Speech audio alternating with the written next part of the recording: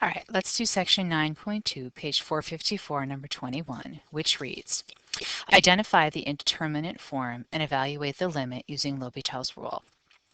And for number 21, we have the limit as x goes to 0 of e to the x plus x all to the 1 over x. Now, we've been talking about a number of different ways to evaluate limits. And one of the first things we did was to draw a graph. So I'm going to come up here and I'm going to sketch the graph that I got with my calculator. And I got something like this. And the point where f of x crosses the y-axis, which is the same thing as x equals 0, was up here between 6 and 8.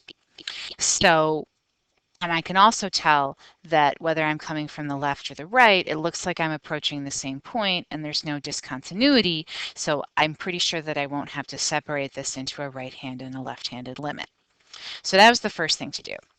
The second thing to do is to substitute in. So if I just substitute in here, I'm going to get e to the 0 plus 0 to the 1 over 0. And what's e to the 0 going to be? 1. And what's 1 over 0? Infinity. So here's my indeterminate form, and that was the first thing we were supposed to do, was identify the indeterminate form. Now, the problem is this is not an indeterminate form that I can apply L'Hopital's rule to.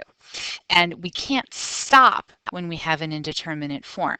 Indeterminate forms don't have meaning. They don't make sense. They're not numbers. So we need to manipulate this function and this limit so that we can actually get to a real answer. And the trick that we talked about using earlier is to take the limit of the natural log of the function and then raise e to whatever the answer of that limit is. So I want to come over here and write down what I just said. So the first step here is to take the limit as x goes to a of the natural log of f of x, and presumably that's going to give us some normal answer eventually, an answer that has meaning that we're going to call L. Except that what we're really looking for is the limit as x goes to a of f of x. Now, the real trick here is to employ the relationship between e and natural log. And remember that e and natural log are inverse operators. They undo each other. So if I take the limit as x goes to a of e to the natural log of f of x, that's the same thing as taking the limit of f of x.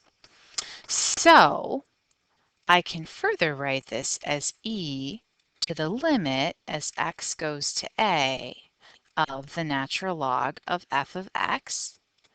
And I've already found that, and it's equal to L. So this is really going to be e to the L. So let's see this in action. And the first thing I need to do is take a side trip and figure out what the limit is going to be for the natural log. So I'm going to change colors here, but I also need to change thickness in my pen. And I'm going to find the limit as x goes to 0 of the natural log of e to the x plus x all to the 1 over x. Now, I want to take advantage of the properties of natural logs, which tells me that I can take this exponent and bring it down in front, so that this is going to be equal to the limit as x goes to 0 of 1 over x times the natural log of e to the x plus x. And I'm going to write this one more time because I want to acknowledge the fact that I really have a numerator, the natural log of e to the x plus x, and a denominator, which is equal to x. And I want to have a numerator and a denominator because I need that if I'm going to apply L'Hopital's rule. So I'm just going to substitute in here. So I'm going to have the natural log of e to the 0 plus 0 divided by 0. And what is e to the 0? Well, it's going to be 1, so I'm going to have the natural log of 1 over 0. And what's the natural log of 1? 0. So I'm going to end up with 0 over 0. And this is great because this is an indeterminate form to which I can apply L'Hopital's rule. So let's go down here and we're going to apply L'Hopital's rule. So I'm going to start writing my limit again. The limit as x goes to a of the natural log of e to the x plus x all over x. And what we need to remember when we apply L'Hopital's rule is that we take the derivative of the numerator and put it in the numerator, and we take the derivative of the denominator and we put that in the denominator. We're not using the quotient rule. And of course, it's important to remember that this is also still a limit. So I take my limit as x goes to 0, and this should have been a 0 over here too. And let's start by taking the derivative of the denominator because it's easier. So what's the derivative of x? 1.